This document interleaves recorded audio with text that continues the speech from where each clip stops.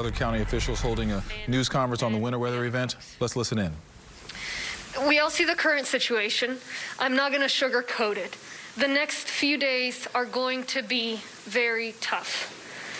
To those who have lost power, I know you are frustrated. I know you're miserable. I know you're uncomfortable. I know it is very miserable in this cold without heat.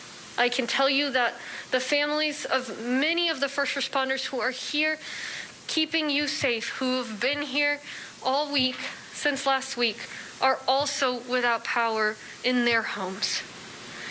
Right now, 1 million homes and businesses out of the 2.6 million total served by CenterPoint in our region are out due to state ERCOT outages. Around 70,000 are out because of weather damage. Those 70,000, CenterPoint is working on restoring.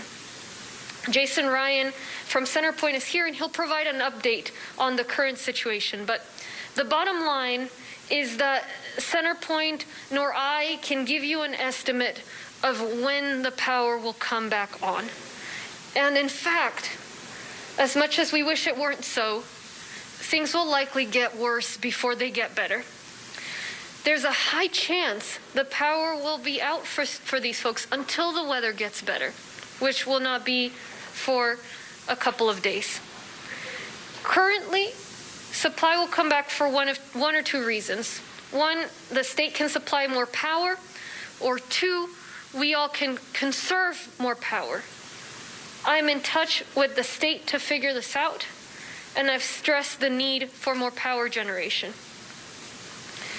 I share your frustration, but know that our state partners are aware of the seriousness of the situation, and they have assured my team that they're working to get that power generation back up.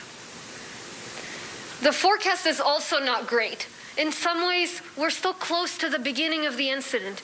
Jeff Linder will provide an update on that. But the key message is that in the next couple of days, we will be approaching record low temperatures, potentially the lowest in 150 years.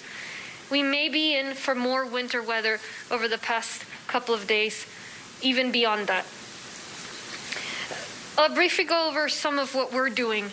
We're in close contact with the state, as I mentioned, with federal partners as well, to make sure we're all coordinating and that we're receiving the resources they can offer us. Road and bridge crews from the county and our county commissioners have been out to try and make the roads safe, especially for first responders, as they're responding to life-threatening emergencies. The county's operating 10 warming centers right now, and coordinating with the city warming centers and other warming centers throughout our region to take folks there who are facing a life-threatening issue. A brief update on vaccines. Very early this morning, around 2 in the morning, the Harris County Public Health Department building at 610 in San Felipe lost power, and its backup generator failed. At that location, we had 8,430 Moderna vaccines. With the power out, we all know those vaccines need to be kept in cold storage. So we got to work under the mission to avoid losing those vaccines with the loss of power. And we quickly put together a plan to allocate and to salvage them. We were looking for places where there was already large numbers of people, where there were nurses, trained medical professionals who could administer the vaccines, and where we wouldn't need folks to drive somewhere in this very dangerous weather and road conditions. The locations we identified are Ben Taub and LBJ hospitals, as well as Methodist hospitals, the county jail, and Rice University. Of the 8,430 vaccines, 5,410 were distributed as follows: 3,000 to the Harris County Jail, 600 to LBJ Hospital, 1,000 to Methodist Hospital, 810 to Rice University. The 600 is to LBJ Hospital and Ben Taub Hospital combined. 3,020, about half, are being stored, and here's why. After we began this process, we received some good news from Moderna. We'd been in touch with Moderna to try and get very specific instructions, and they gave us updated guidance specific to us that the vaccine supply we thought we were going to lose in a few hours, we could actually re-refrigerate and administer later to our wait list. So roughly half, or 5,000, right over 5,000 of the vaccines have been distributed, and the rest have been put back in storage for distribution per our normal process.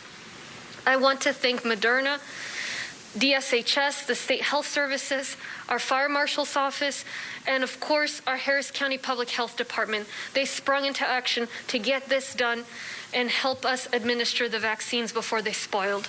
A thank you also to the staff at Methodist, Bentob, LBJ, leaders at Rice University, the jail, for quickly assembling and getting these shots into arms so that we're protecting every single shot. What you should do. The first message is please continue to stay off the roads. From what we're seeing, people are doing a great job at that. We've had some accidents, but the first responders are amazed at how limited that number has been. We really haven't had a major accidents, but rather contained accidents. The first responders I'm surrounded by are thankful to you for helping do your part.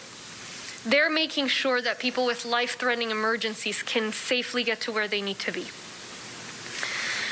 We've not yet seen a fatality in unincorporated Harris County, at least due to the traffic conditions, so that's good news. It's incredible, but we're not out of this, so please continue to help us in that way. The other area where we've seen surprisingly few incidents is we've not seen but a couple of incidents perhaps and of issues where carbon monoxide becomes a problem. We talked about if you are without power, make sure you're staying warm, but do not bring in outdoor grills or outdoor materials because then you have the risk of fires and poisoning. Folks have been heeding that advice, and we need folks to continue heeding that advice. We do have a couple reports of fires, a couple reports of folks who did bring in a stove, but it's very limited. Let's keep it that way. So please make sure if you have a grill, if you have that you use that outside. If you run your car to stay warm, make sure you do it in the driveway and not inside the garage. Let me touch briefly on water and what you can do when it comes to water. There are reports of low water pressure, water loss at homes. That's possible because pipes could burst inside your home, but also because of the cold weather. And as it gets even colder tonight and tomorrow, there is a high possibility that these pipes, equipment, all of these systems could break closer to the main, where it's outside of your control, outside of your home. And so if you still have ready, make sure that you store enough water for your family for the next few days. I'll close on the topic of power again. While getting the power restored to our community right now is out of our hands, my hands, your hands, the state is working hard on it.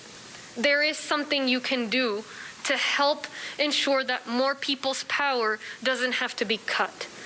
When it comes to power, conservation is the key. That can help us start to pull out of this.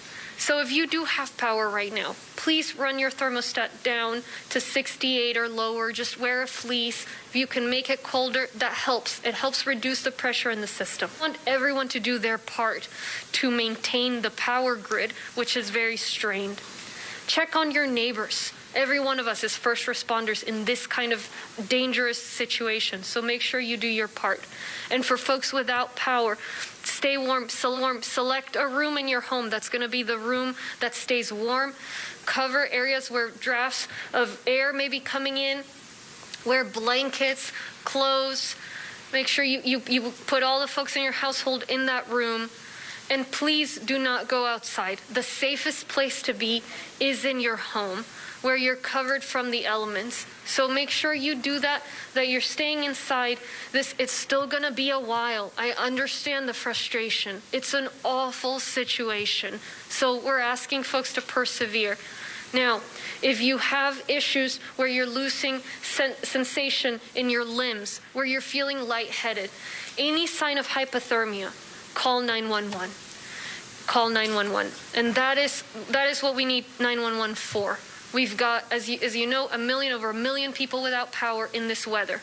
We cannot move a million people into another location. In fact, more locations are likely to lose power. So folks may go somewhere else, and that new place might lose power overnight. So what we need you to do is stay put, stay warm, get through this, and you know yourself, you know your body. If you feel you're in a life-threatening situation, that's when we need you to call 911. So we'll pull through this just as we do with other disasters. I'm not going to pretend it's not going to be a tough night. We're going to be here. We're going to be up, watching, responding to crises that come up. And let's get through this together. I'll repeat the remarks in Spanish. You have been listening to a news conference involving Harris County's County Judge, Lina Hidalgo, and as she begins her same press conference in Spanish, we will now start the KPRC 2 News at 5.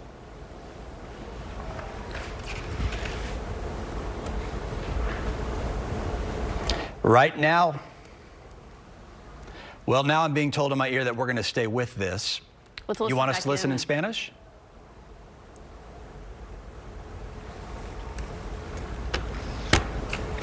She was giving some tips and advice a little bit earlier, and then she, as Chris said, transitioned over for our Spanish listeners and was giving some advice and what have you for that.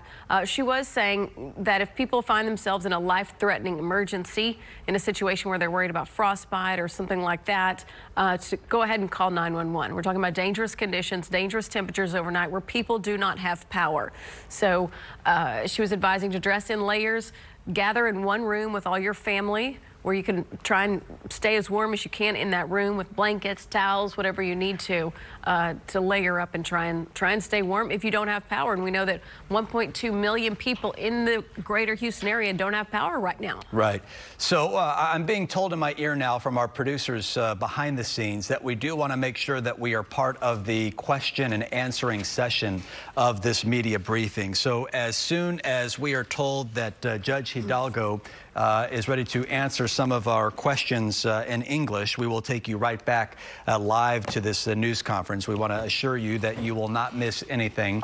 Essentially, though, she has, as Lauren has pointed out, been updating us on the ongoing winter weather threat that has really gripped not only Southeast Texas, but our entire state. Our chief meteorologist, Frank Billingsley, has been showing us in great detail, along with his entire staff, of just how many Texans are impacted by this Arctic blast. And the biggest story, I think, the headline here in the Houston area is not only this: yes, your kids are having fun. Yes, they're out there enjoying the rare occasion of seeing snow in the greater Houston region, but there are 1.2 million people in the greater Houston region who are currently without power on what we now know is one of the coldest days we've seen in this region in 3 decades. And Frank, overnight, we're talking dangerously low temperatures.